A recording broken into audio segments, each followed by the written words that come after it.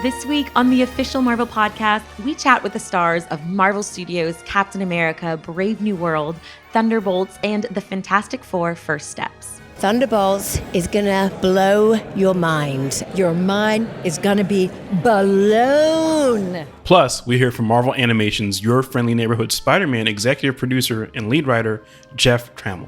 Loving Spider-Man, the animated series, loving Spectacular Spider-Man, I get to play in that sandbox and kind of leave my own stamp for it, and that means a lot to me. And last but definitely not least, Marvel Comics senior editor and symbiote wrangler Jordan D. White is here to prepare us for Venom War.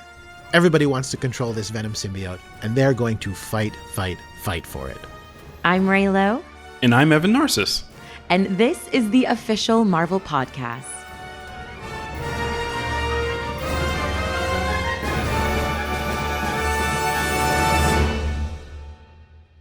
A few weeks ago, the stars aligned at San Diego Comic-Con to bring us the latest updates on the Marvel Cinematic Universe. And while we cheered along with the audience in Hall H in excitement for all that's to come, we also got a chance to meet face-to-face with those stars and break down some of those epic announcements. That's right, Ray. And when it comes to Captain America Brave New World star Anthony Mackie, he says that returning to the MCU is like returning to summer camp.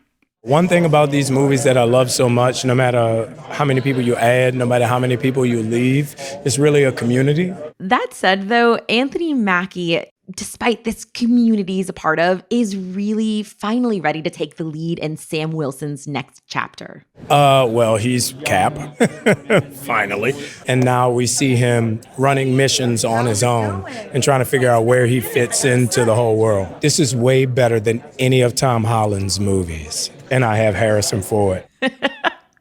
This little rivalry between Anthony Mackie and Tom Holland might be my favorite thing to come out of SDCC. I mean, shots fired, pew pew, or I guess thwip thwip, maybe?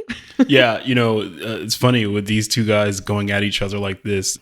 That said, while Anthony Mackie may be claiming Harrison Ford as his ally in this movie, he also says that it's Danny Ramirez who plays Joaquin Torres, aka the Falcon, that's the real breakout star of this movie. The stuff that he's doing with his character and what he brings, the flavor, the beauty, the joy he brings to that character, I feel like it brings a whole new energy to the Marvel Universe. And for Danny Ramirez, he says becoming the Falcon is something that he is not taking lightly. In fact, he's been waiting for this moment since he was first brought onto the role of Joaquin Torres back in The Falcon and the Winter Soldier. It's a beautiful, generational baton passing. But on top of all of that, Danny says that it's the suit he gets to wear as the Falcon that's really the most exciting part. To put that on and to feel how it felt and then have to do some stuff, I was like, this is the movie we're making, because I was able to finally see what it felt like for Anthony to put on the suit. Now, Tim Blake Nelson has also enjoyed working alongside Anthony and Danny, but what he's most excited about is returning to his character, Samuel Stearns, who was last seen way back in 2008's The Incredible Hulk. I always like the challenge of presenting a villain's point of view. He's been on ice, shall we say, for about 16 years, but he comes back with a vengeance. So that's one big villain from the upcoming Captain America movie. We also got to hear from one of my favorite actors, Giancarlo Esposito, on bringing his newly announced character Sidewinder to the big screen. To do something new and take a character that's iconic from the comics and create it from anew is always special to me. Okay, yes, that Giancarlo reveal was incredible. But while we're talking about the antagonists of the film, Evan, I would be remiss not to shout out hearing from Harrison Ford, who will be playing President Thunderbolt Ross, aka the Red Hulk. Here's what he had to say about what drew him to a role in the MCU. I had watched other actors, brilliant actors, have a wonderful time. I'm not a brilliant actor, but I thought I might have a good time. I'm delighted by what we've done. The movie's gonna kick ass.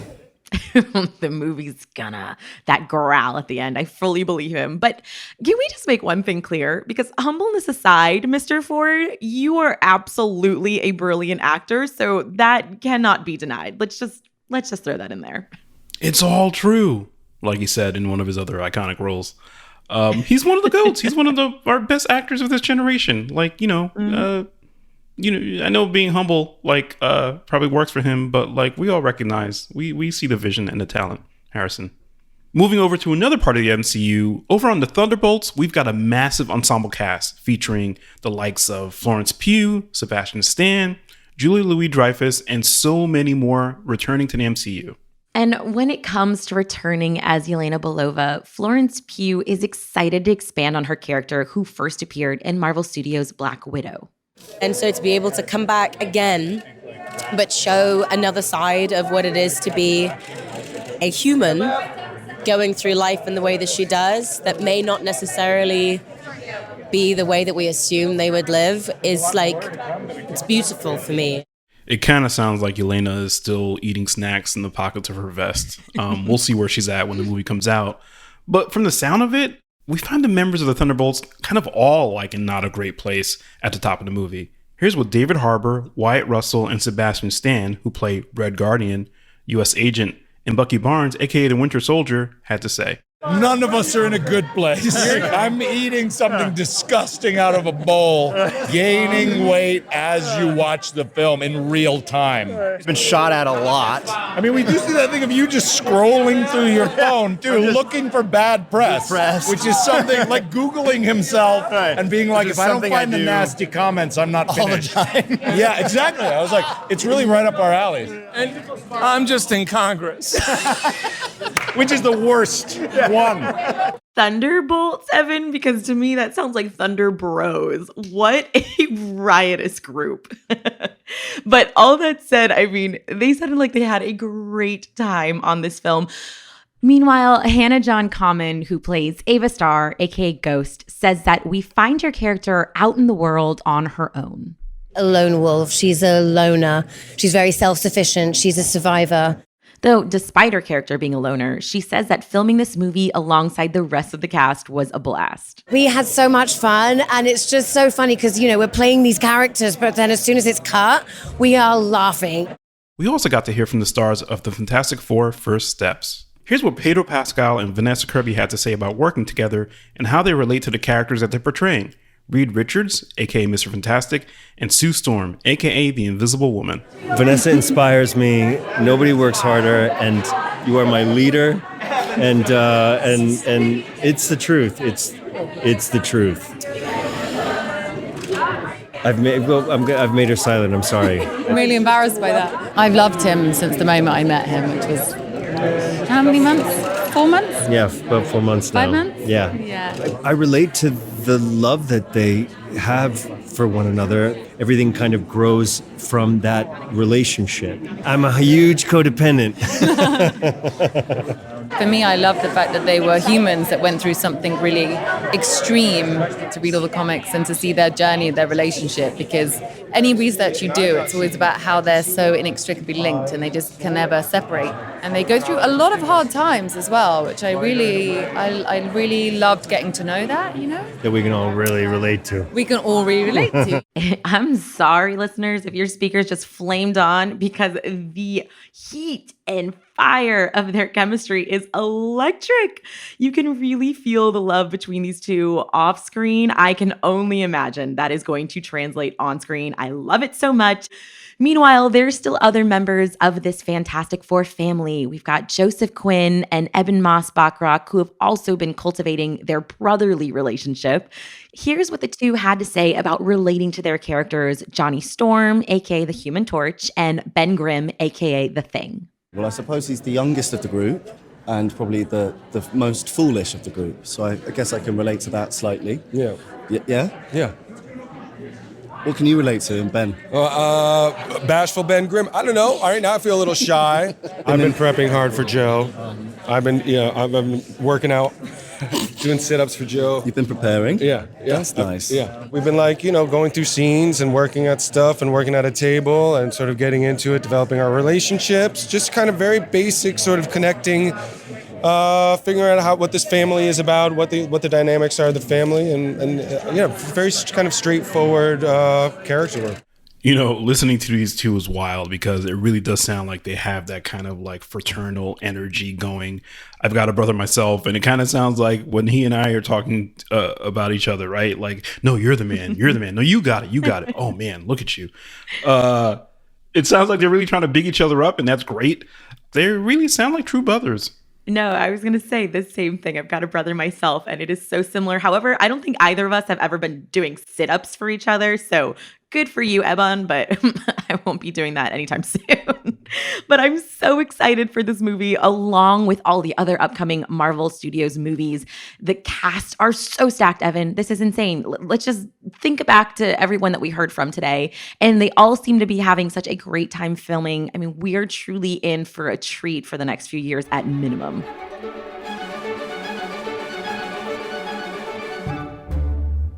Hey, Evan, I got a question for you. What was your first job before you became a podcast host extraordinaire? Wow, let's see. I will say the first job where I got a paycheck was at a home furnishing store where I was a stock boy. We had to stack so much potpourri. It's just like hundreds of pounds of potpourri in these boxes, and the smell was like literally oppressive. It like I'd never want to smell like vanilla berry pomegranate potpourri ever again. But that was my first job.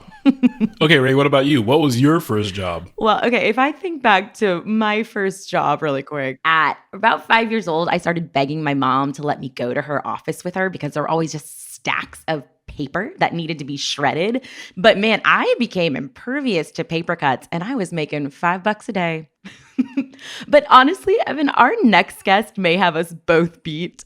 Jeff Trammell is the executive producer and lead writer for Marvel Animation's Your Friendly Neighborhood Spider-Man, though he wasn't always that. In fact, in a previous life, he was a professional wrestler. Wait, what? Like 3 count, no holds barred type wrestler? Mm-hmm, like, you know, tapping the elbow, getting in that ring. Well, for more on how Jeff Trammell went from professional wrestler to working in Marvel Animation, which has probably come in clutch for all those fight scenes, we'll let fellow official Marvel podcast co-host Preeti Chibber take it away. We are very excited to welcome Jeff Trammell to the official Marvel podcast. Hi, Jeff.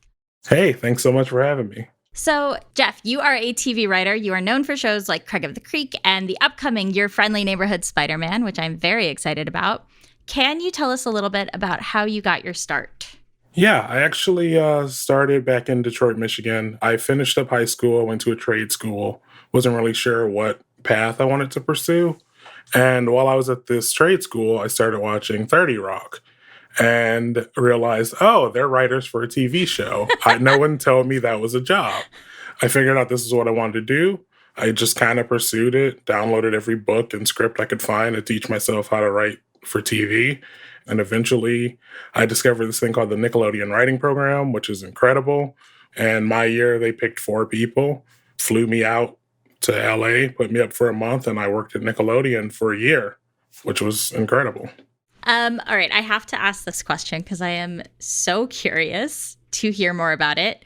You have mentioned before that you became a professional wrestler at 16. Please tell me more. I was just trying to be more like Spider-Man. No. I fell in love with wrestling when I was 9 years old. Started watching it on TV with my grandmother.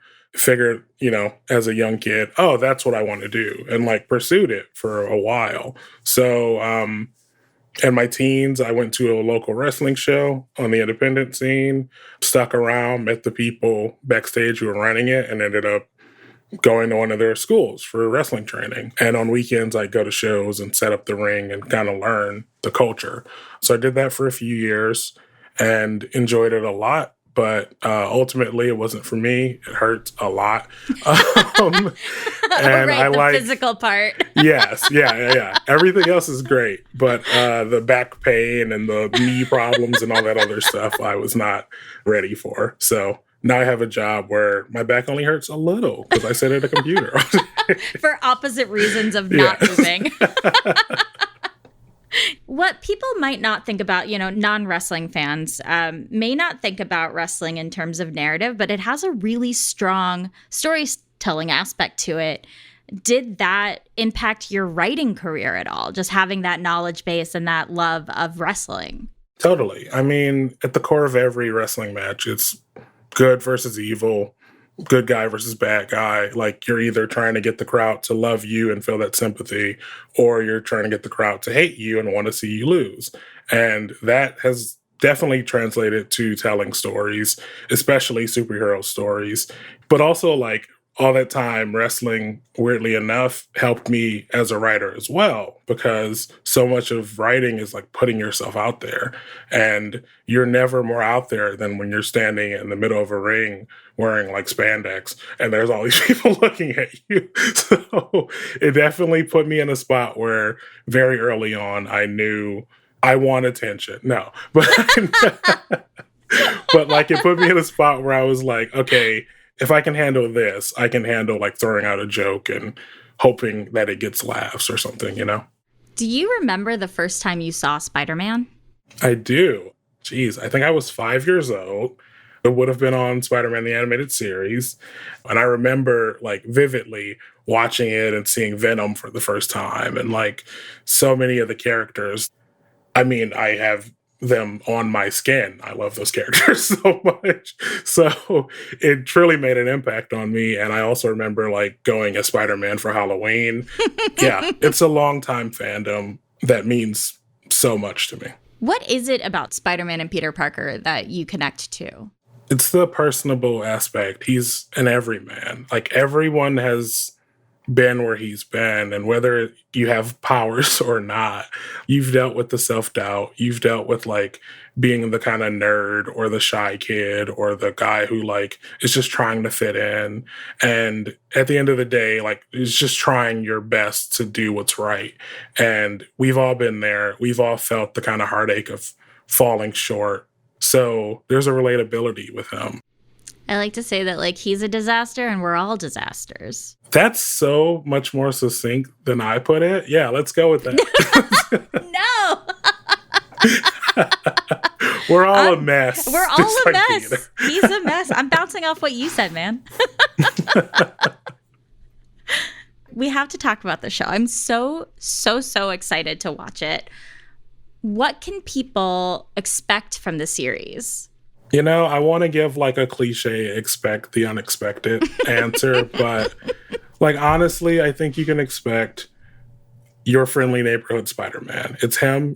He's hanging around New York. It's not like a huge intergalactic adventure. It's him just like at his roots. And there's a lot of things that I think we as a fan base kind of like take at a first glance and like, oh yeah, I know this, or I know how this works, or I know this part of the story. And that's been really fun to dig into of like, well, maybe you don't know everything, or maybe there are certain things that like, you're kind of like, oh yeah, I know that part. No, there's some surprises in there. And I'm really excited to dig into those because it's really fun to be able to subvert those expectations when they've been built up for so long. So who can we expect to meet on the show? Well, Aunt May, no. What? Exclusive. Yes, Aunt May is here. Yeah, but like there's so many characters that aren't kind of like prototypical Spider-Man characters that we got to introduce through this series. Big one is Nico Minoru of The Runaways. I'm a huge fan of that series and a huge fan of Nico, and I'm very excited that she is in our show. There's Pearl Pangan, Lonnie Lincoln. There's a few characters that we are familiar with from other series, as well as Spider-Man classic characters that we're excited to mix it up with. And I'll also say Amadeus Cho and Jean Foucault will appear in the series. So there's a lot of kind of cross-pollination from the comic books within this world that I'm really excited to dig into. What does your day-to-day look like? You are an executive producer and a lead writer. Like, what does that look like? So there's a lot of meetings, but very fun meetings. In addition to writing meetings, there's, we're looking at different designs for characters and backgrounds, which is really fun. We're looking at animation and just kind of watching things to make sure that like everything is firing on all cylinders. We're having board pitches where we get to see our incredible board artists like come together and do all the action or all the dramatic scenes and like really feel those, but also our records where I get to hang out with all these super talented voice actors that are like bringing these characters to life even more so. I mean, that's only the tip of the iceberg. I think what's something that's very interesting is like listening to your story of bringing your joy and excitement and sort of even that like childlike joy that you have held on to from being a kid and from loving Spider-Man all the way up to creating this show and seeing the kind of excitement in the way that you talk about it, every facet of it. Like like at first it's so funny, this idea of like, what's it like being, executive producer, lead writer, a lot of meetings. Like, but then you're like, no. They're great. But they're amazing meetings. Yeah, I'm very fortunate to be in them. I'm glad they allow me to take part in these meetings.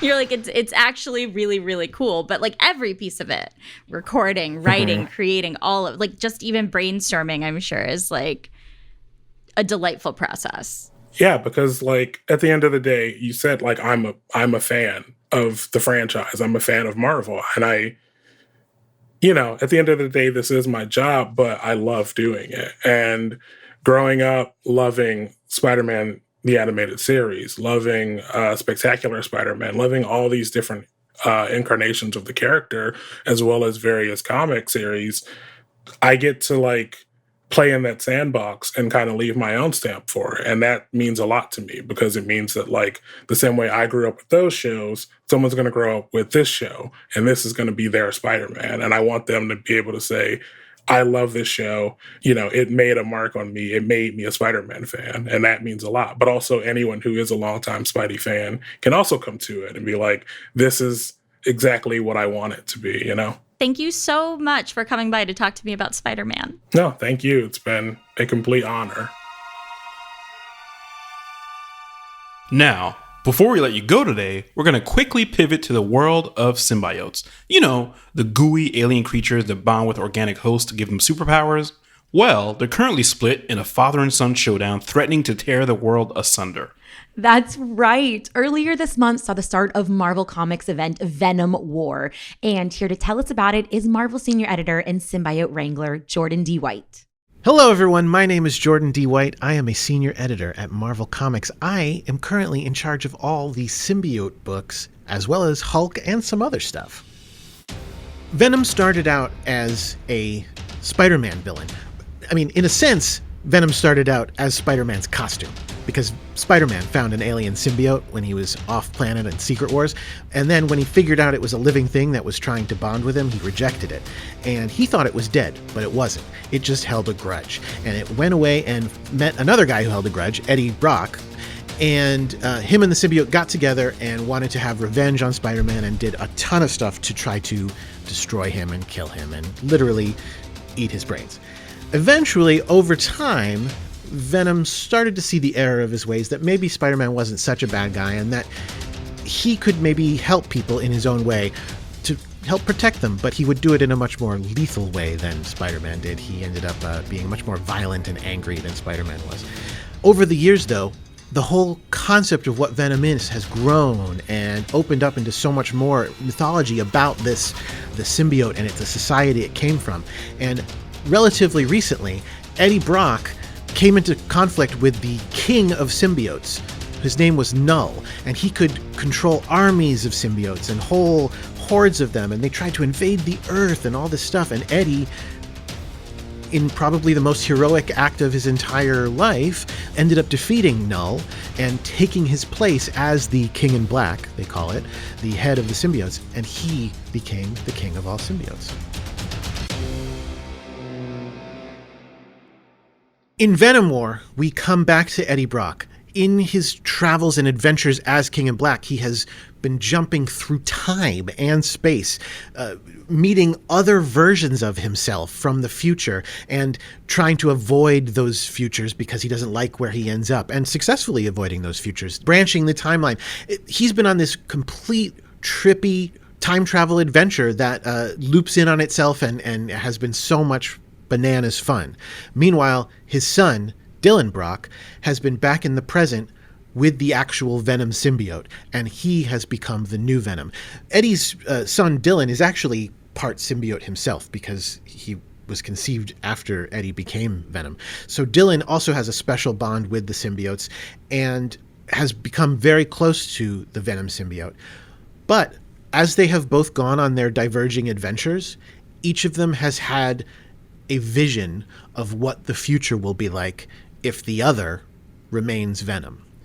Dylan has seen that if Eddie keeps the Venom symbiote and becomes the King in Black forever, he will become this kind of more evil version who is almost very similar to Null. Meanwhile, Eddie has seen that if Dylan stays Venom, he will venomize the entire planet. And by the entire planet, I don't mean all the people. I mean literally the entire planet will turn into a giant Venom. Neither of them want that to happen. So they are headed for a big conflict because they want to take the symbiote back from each other and make sure they are the victor. Venom War is being written by Al Ewing, whose run of Venom has led right up to it and has been epic throughout it. Iban Coelho has come back to Venom to draw it. He's drawn Venom in the past, although not in this current run. His art is astonishing. He is absolutely born to draw these Venoms and these spider people. Every page we get in is absolutely fabulous. Frankie Darmatta is coloring, who's been coloring Venom for a while now, and he's absolutely stunning on his colors. That him and Iban make an amazing team together. And the whole book is gorgeous from start to finish.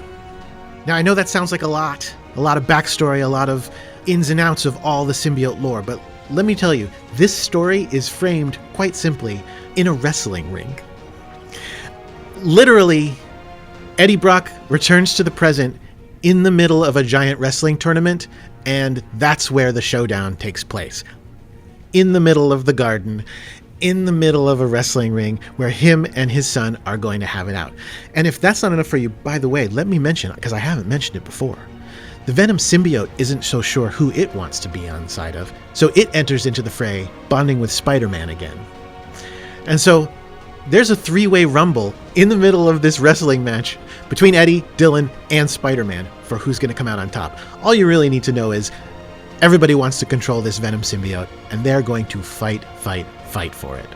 If you thought that was it, let me just say, nay, it's not. We also have a horse in a Venom symbiote. What?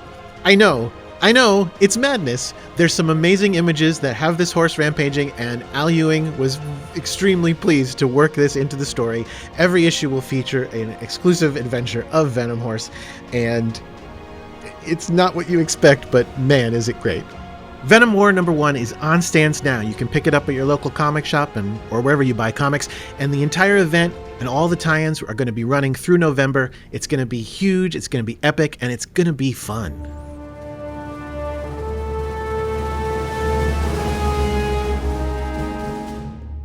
During the King in Black comic event, Null, aka the god of the symbiotes, attempts to take over the world. But when Eddie confronts Null as Venom for the first time, the results are pretty bleak. Eddie nearly meets his end. However, Eddie is supported by Flash Thompson, a name you might recognize as Peter Parker's high school bully. But Flash has also spent time bonded to the Venom symbiote. Eddie believes Flash is a real hero and overall a better person than him. I guess even superheroes suffer from imposter syndrome. So, in 2020's Venom 33, written by Donny Cates, when Flash volunteers to go on a suicide mission to help Eddie reclaim the Venom symbiote, Eddie tries to stop him, believing that Flash deserves better. Flash turns around angrily and hits Eddie Brock with this. You're always questioning yourself. Always doubting if you're a good guy or a bad guy. You think you aren't good enough to be a hero? Look around, Ed. Look how far you've come. You've faced the darkest evil in the galaxy and beaten it back. You've defied every challenge that's ever been put in front of you. So you have a dark past? Well, join the club. Everyone makes mistakes. I damn sure know I have. You may not think you have what it takes to stand next to Cap and Spidey and the rest, but Eddie, you're storming the gates of hell to save the world and rescue your son. You're a hero, Eddie. Make no mistake.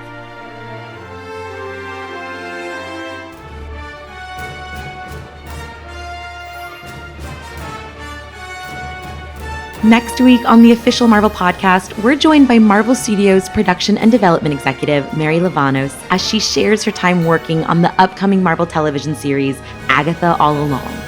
This show is a celebration of Agatha. It's a deconstruction of villainy. It's a celebration of women, of witches, of all kinds, and there's a witch in all of us. Okay, y'all, until the next episode drops, y'all know what to do. Subscribe to the show, leave a review, big us up, tell your friends, all that good stuff. And that is it for today. This episode of the official Marvel podcast was hosted by Evan Narcissus and myself, Ray Lowe, featuring Preeti Chibber. Our producer is Jasmine Estrada. With help from Senior Manager of Audio Production and Development, Brad Barton, and Production Manager, Emily Godfrey. Mixed by Rai Dorsey. Theme music by Ida Akbal. Executive producers are Larissa Rosen and Jesse Berger. Thanks for listening, and we'll see y'all next week.